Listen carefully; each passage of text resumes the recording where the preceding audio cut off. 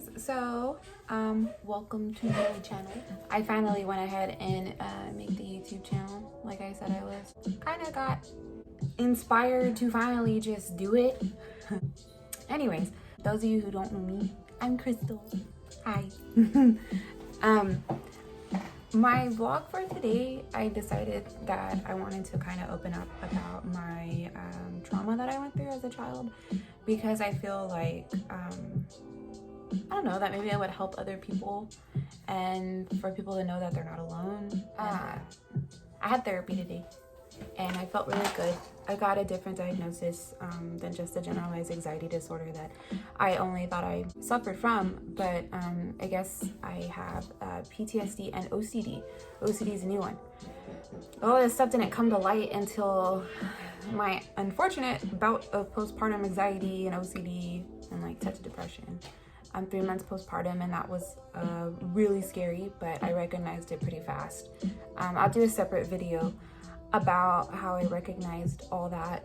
And anyways, my daughter wants to say hi. Hi. Okay, can I duck? Okay. Love you. So anyways, when I was younger, I went through something really traumatic, and unfortunately, it screwed me up. It's hard to talk about sometimes because when I don't talk about it, I think I process it as it's not like a really big deal. But when I do talk about it, especially the older I've gotten as an adult and as a mother, when I talk about it, it starts to hurt again. And when you're a child, you go through things, I feel like you're real oblivious to the pain that you go through because you're just a child. Your mentality is a lot different. And then you get older, you have kids, you become parents, you know, when you start to process that as a different stage in your life, you know, it's like, I'm like, damn, the stuff I went through was really harsh. It hurts more. And over the past couple years, it's kind of like crept up, like the pain from it all. And I had even made comments to my boyfriend that, you know, I think I'm gonna have to go to therapy soon, because I'm a firm believer in therapy. When I went through what I went through, you know, I went to therapy as a child and it helped a lot, and I had a really good therapist. And so I guess we should just get to it, right? Oh, this is a really hard pill to swallow, but maybe a lot of people understand why I am the way I am or who I am as a person, you know, because as much as we try to not let our past mold us into who we are, you know, when we grow up, I mean, sometimes you can't really escape it. That's why I'm in therapy now, because I'm ready to heal from it, and I'm ready to look past everything I went through. So here we go. It started back when I was about 7 years old. My mom had a boyfriend. We all lived together, and a lot of stuff didn't start until I was on summer break. I have a lot of like mental blocks from things. Apparently it was my coping mechanism. Even till this day, like I'll remember some things that I didn't remember 20 years ago. I don't even remember when it started or what was the first incident. It's just kind of like all meshed together. I don't know how long it went on for. All I know is like it felt like eternity. So when my mom would go to work, I would stay home with him.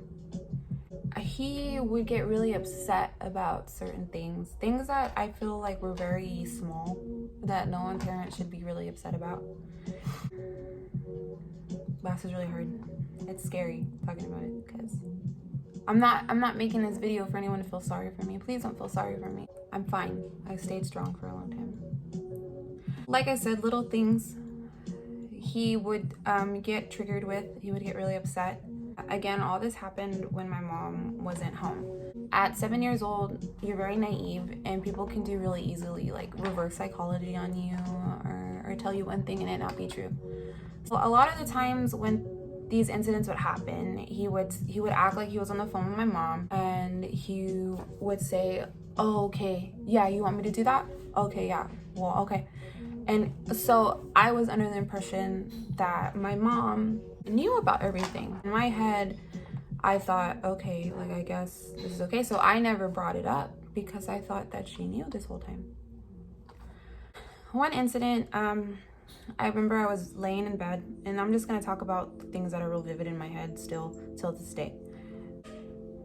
I was laying on the futon in the living room, and I was sleeping in, and I guess I didn't make up the futon, so he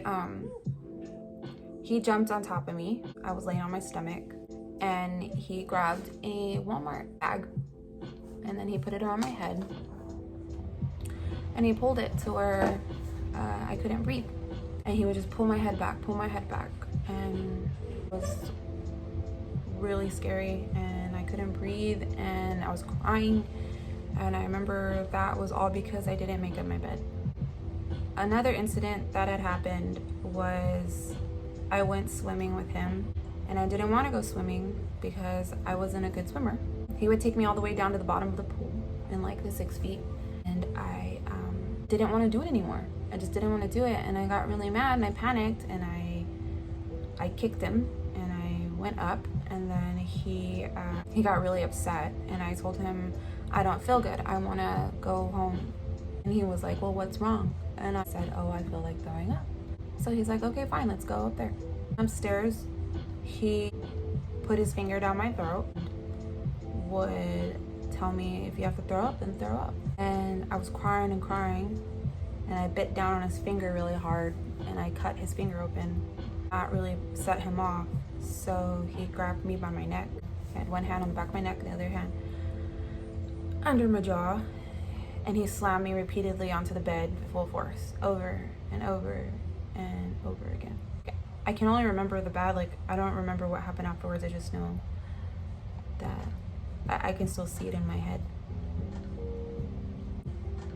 Another incident was, I don't even know what happened. He would make me eat spoonfuls of jalapenos and like chew them, like not even just swallow them, chew them and chew them and chew them. My mouth was on fire.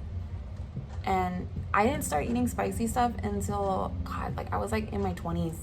Like, that's how much I hated spicy stuff because of that. Another incident, he would be on the phone. I would be taking a shower, and he would take my stuff, and the light switch, it was really odd in that apartment, the light switch to the restroom was on the outside. So he would like lock the door and turn off the lights on me, and I would just be stuck in there, scared out of my mind. Another incident, we went to one of those storage facilities where you know, like where you rent, and it has like a door, and you just like, you put all your stuff in there and you rent it every month. And then it was a really small one. I don't know what happened or why it happened. We went in to get something from the storage. Sorry guys. And he closed the door on me. He locked it. And then he told me that there were like rats in there and all kinds of stuff.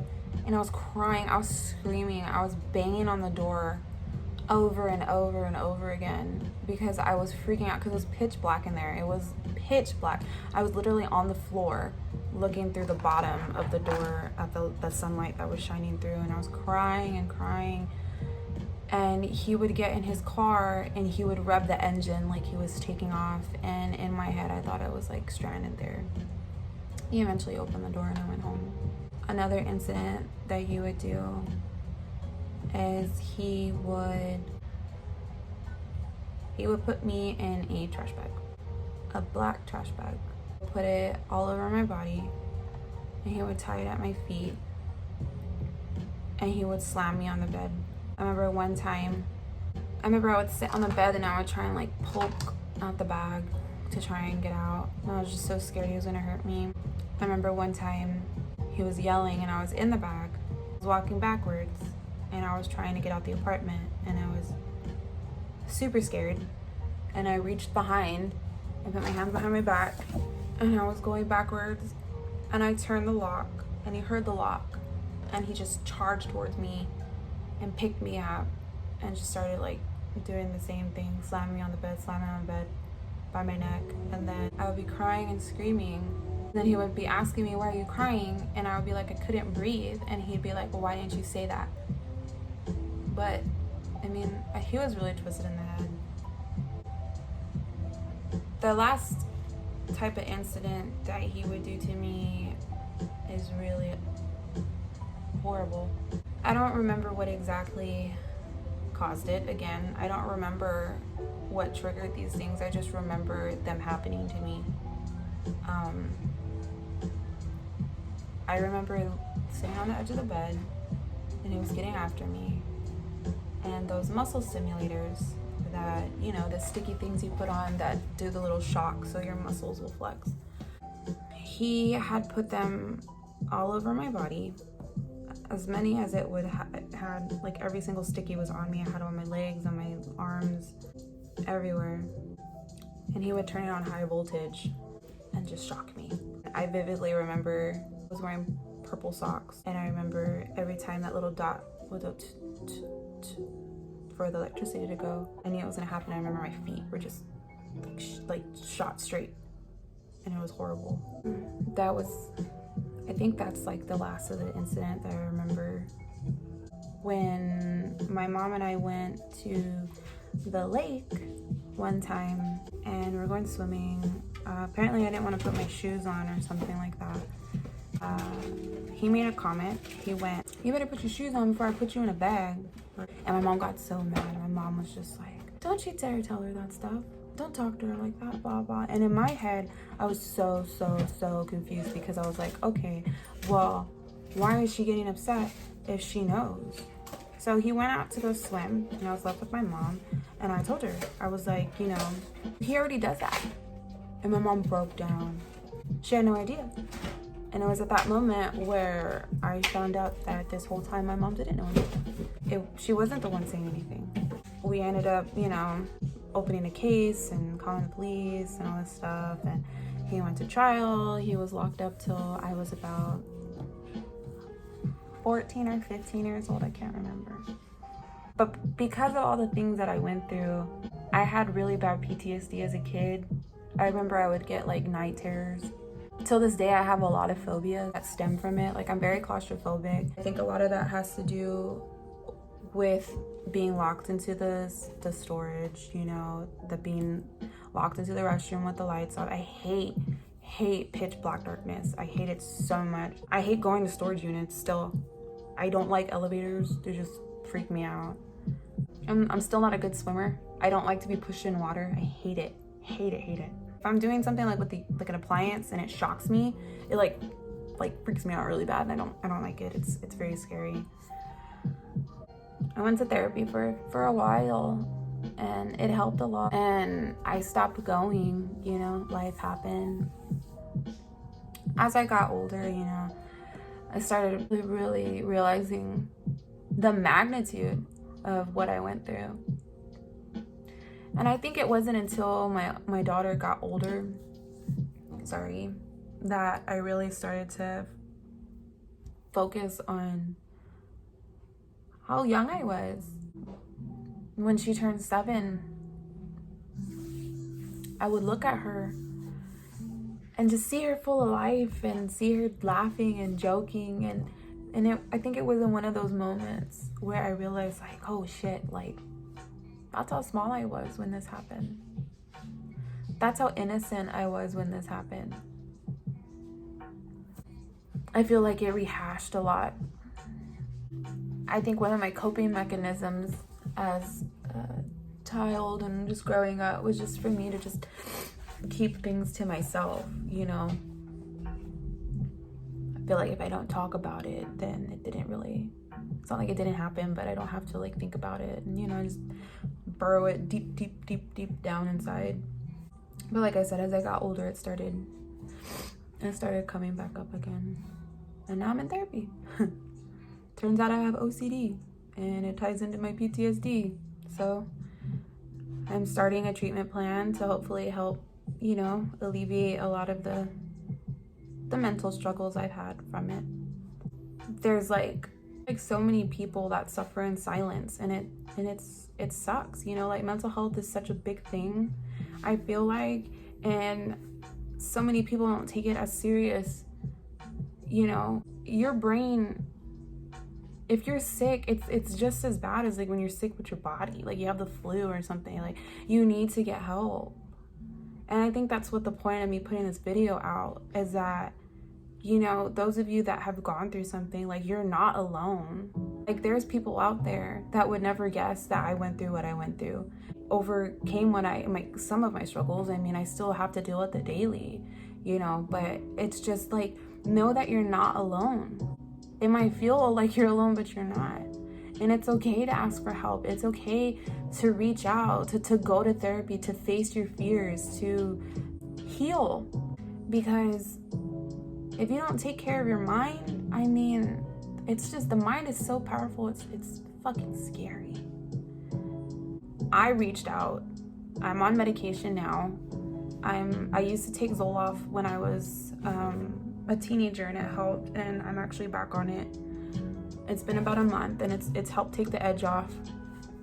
A lot of this stuff, yeah, like I said, was it got really triggered with the postpartum. That, we'll save that for a separate blog. That's me. That's my story.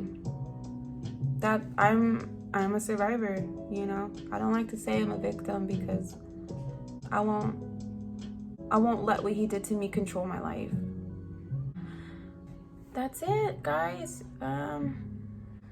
We'll see how long it takes for me to upload this, because it's a lot for me to do, a really big pill to swallow to let y'all in. But like I said, I feel like it could help someone out there. I know watching videos of people who went through postpartum stuff helped me know that I was gonna be okay, because it's scary to be locked up in your own mind, a prisoner of your own mind.